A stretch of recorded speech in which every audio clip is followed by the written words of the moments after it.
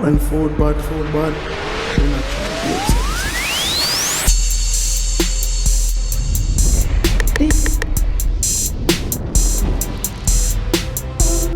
Do not try.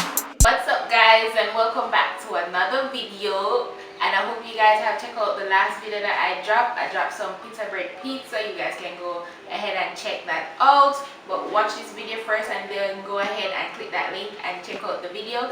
Like, share and subscribe, and I hope you guys share out the video as well. So for today's video, we'll be making some pasta. And what kind of pasta I'll be making? I'll be making some spaghetti bolognese, and it's basically a meat sauce where you just boil some spaghetti, you make some sauce out of some beef mince, and you put it on some spaghetti. It's really delicious.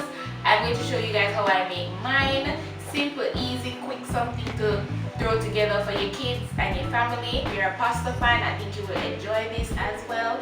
So let's get into this video. So guys, to start our pasta off, I have some herbs right here that I'm going to go ahead and put in my food processor. If you don't have a food processor, you can go ahead and just dice them up very small as you can get them. So here I have some fresh parsley, and I also have one large onion. I have 1, 2, 3, 4, 5, 6, 7 cloves of garlic. I have some sweet pepper, and I also have some fresh rosemary. Some people use carrots in their bolognese sauce. I'm not using any carrots, or some people use celery. As I said, I'm showing you how I make my bolognese sauce. This is how I make mine, but everybody makes theirs different. So I'm just gonna add it to the food processor and add some olive oil to it so it can blend smoother. Okay guys, so it's perfect. This is how I wanted it, nice and chunky still. So we're gonna go ahead and add it to our saute pot and let it release all the juices and all the nice aroma and get our bolognese sauce started. So let's head over to the stove. So guys, now we have our pot on the stove. It's on medium heat. We're gonna add some olive oil to the pot, and then we're gonna add our seasoning that we put in the food processor to it. And you want to ensure that the pot gets hot before you add this to it. So now we're gonna add everything to the pot. So you just want to saute these until they become a little translucent and soft. But you want to cook those onions down, and you want to cook all the seasoning down so you can get a little bit softer. So guys, when you finish sauteing these vegetables now, then we're going to go ahead and add our ground beef to it. So I'm using the entire pack of ground beef, and you just want to move the seasoning to one side, and then you just add a little bit more olive oil to the empty space in the pot. And you just want to make sure it's hot, and then you just place the meat down there. Press it down because we want to get a nice little sear on the pot.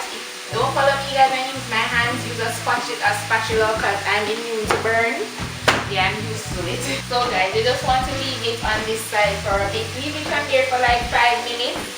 And you just want to turn the heat up a bit and ensure to watch the seasoning that's on the side. And the reason why I do this, I don't want to like dirty up a lot of pots and go back and forth with it. Some people, they brown up the seasoning, then they scrape it out, or some people brown the meat in a different pot. Why do that when you can do it in the same pot? And then after now guys, we're going to incorporate everything together. We're going to mix up the seasoning and the meat together, and then we're going to start forming our bolognese sauce. It's going to be really delicious guys, and I hope you guys try out the recipe. Tell me what pasta dish you like. What you like. You like your creamy sauce pasta, you like your tomato based pasta, you like your pesto, let me know. I like any pasta, really and truly. So after that guys, though, you're just going to put it on the other side. Let the other side get some color. And what we're looking for, we just want to cook the pink out of the beef.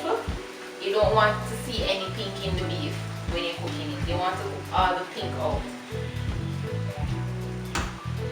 So guys, now we're just going to mix up and incorporate all the seasoning and the mince together, and we're going to try and cook out that pink. So you just want to use your spoon or your spatula, anything that you're using, and break up the meat.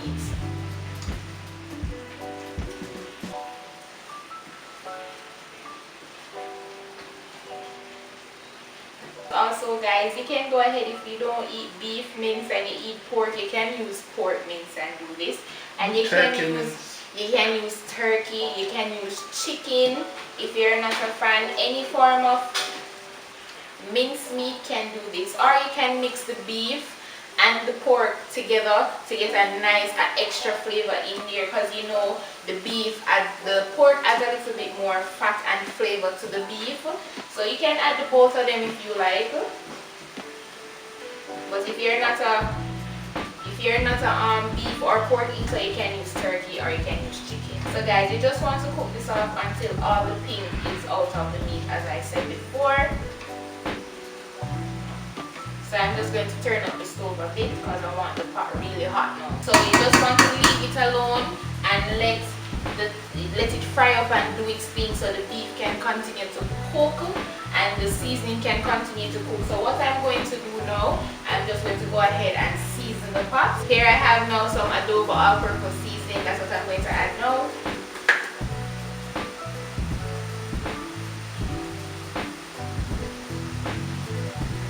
I'm going in with some paprika as well. Also going in with some black pepper, guys. Also some onion powder and some garlic powder. Also going in with a little Lawrys season salt.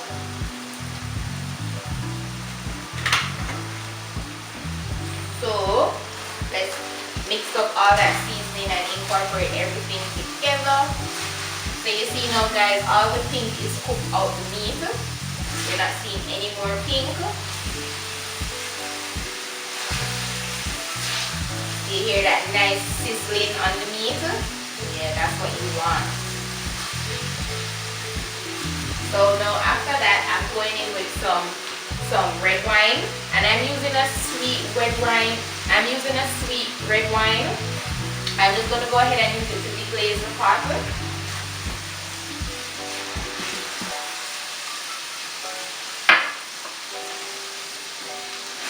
It just adds a little extra flavor to it. And I'm also going to add some beef broth to it as well, guys. This is optional. If you don't have this, you don't have to kill up yourself and get it. It's optional. It just adds a little extra flavor to it. And I'm not using a lot either.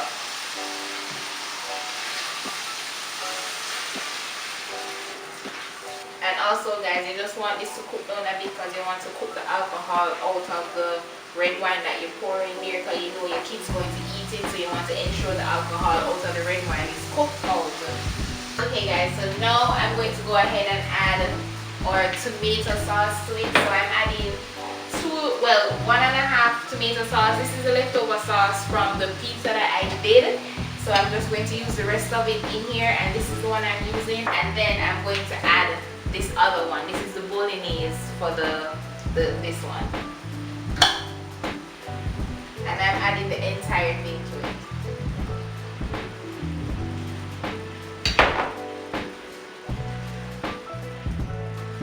I like my bolognese to be nice and thick, and also a lot of tomato sauce in it, because you want, when you're eating it, you're tasting that tomato sauce in the bolognese. So you just want to mix and incorporate everything, and then you just want to put it on like a little low heat for it to just cook down a bit and get a little thick and everything just come together. So you're going to let this cook for like an hour or half an hour. So you just continue to watch it and mix it and let it just cook down. So guys, meanwhile this is cooking, you can also go ahead and start your pasta. I'm going to start my pasta water here and let it go and cook. Ensure you salt the water, tip a little oil in it so the pasta don't stick together, right?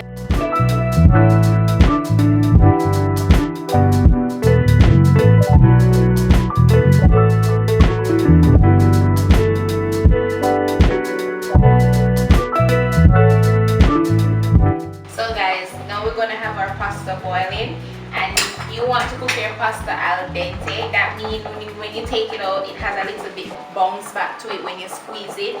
You don't want it soft. Or just follow the instructions that's on your package to see how long you should boil it for. Just watch your pasta, don't overcook your pasta.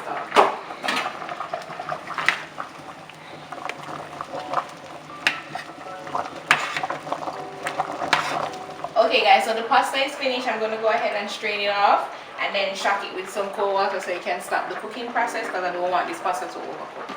Okay guys, so after you drain and strain your pasta and shock it with some cold water, you want to go ahead and sprinkle some oil on it and just mix it up, because that will prevent the pasta from sticking together, right? So you don't want no pasta to stick together when you're plating your dish. So you just do it and move it up and down so the oil can go all over the pasta and it can stick. So guys, now we're going to go ahead and check on our sauce. And for everybody who likes spicy food, and if you want your bolognese sauce to be a little spicy, you can go ahead and add some chili powder to it or some cayenne pepper to it to give it a little spice. But because my daughter loves this so much, I can't make it spicy, so I just make it how she likes it. So I'm just going to go ahead and add some fresh basil leaves to it. If you don't have any basil leaf, you can go ahead and use a dried basil. So it's looking very nice. So yes, it's getting there guys. So I'm just going to give this around 5 minutes more and then we're all done. This is a simple, quick, easy dish that you can put together. Whereas if your kids like stuff like this, it's not hard to cook, it's very easy to cook, simple. You don't have to do it the hard way, how some people complicate it. Do it how you think you can do it and how you can afford to do it. Not everything that you see adding it you have to add, like the beef stock, you don't have to add that to it if you don't have any. If you can't get the adobo, you can use regular Maggi all-purpose seasoning in it. And if you can't get the tomato sauce I use, you can use any tomato sauce that you like to use.